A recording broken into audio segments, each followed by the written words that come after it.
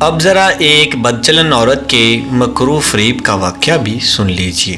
بنی اسرائیل کے ہاں ایک پہاڑ تھا جسے وہ بڑی عظمت والا سمجھتے تھے اور اس کی بڑی عظمت و توقیر کرتے تھے، اور اگر کسی بات کا فیصلہ کرتے وقت قسم کھانے کی نوبت آتی تو اس پہاڑ پر چڑھ کر قسم کھاتے اور اسے وہ سچا سمجھ لیتے۔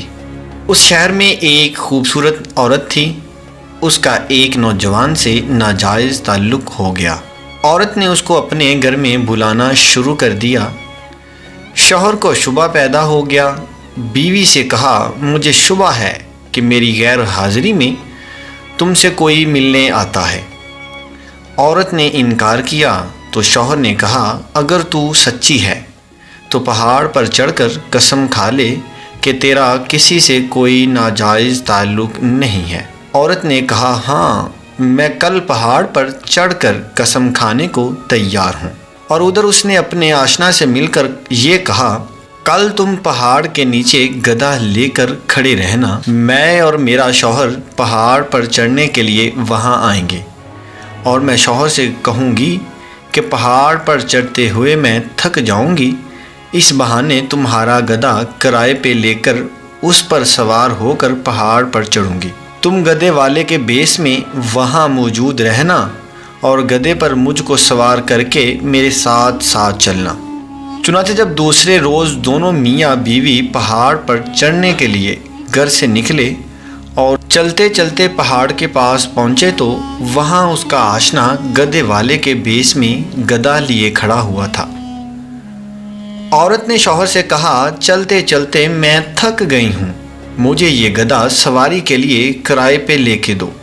شوہر نے گدھے والے سے کرایہ مقرر کیا اور بیوی کو گدھے پہ سوار کر کے پہاڑ پر چڑھنے لگے۔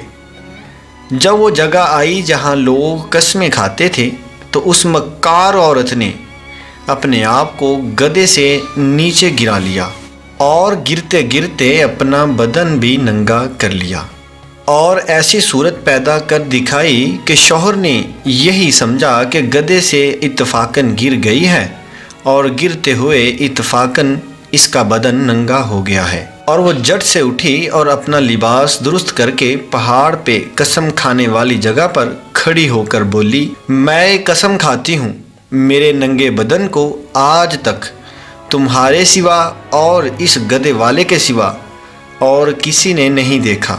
شوہر مطمئن ہو گیا کیونکہ اس نے یہ سمجھا اس گدھے والے نے اسے گدھے سے گرتے ہوئے اس کا ننگا بدن اتفاقاً دیکھا ہے۔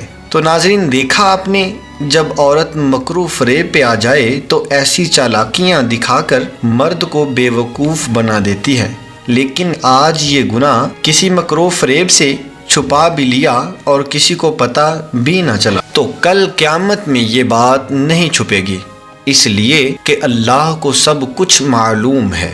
اللہ سے کوئی کام چھپا ہوا نہیں۔ دنیا والوں سے چھپ سکتا ہے لیکن اللہ تعالیٰ سے کبھی نہیں چھپ سکتا، اور اللہ کے نبی صلی اللہ علیہ وسلم نے اس کا عذاب بتا دیا کہ ایسی عورت سینے کے بل جہنم کے اندر چلے گی۔ اللہ تعالیٰ سے دعا ہے کہ ہم سب کو جہنم کی آگ سے محفوظ رکھے، آمین۔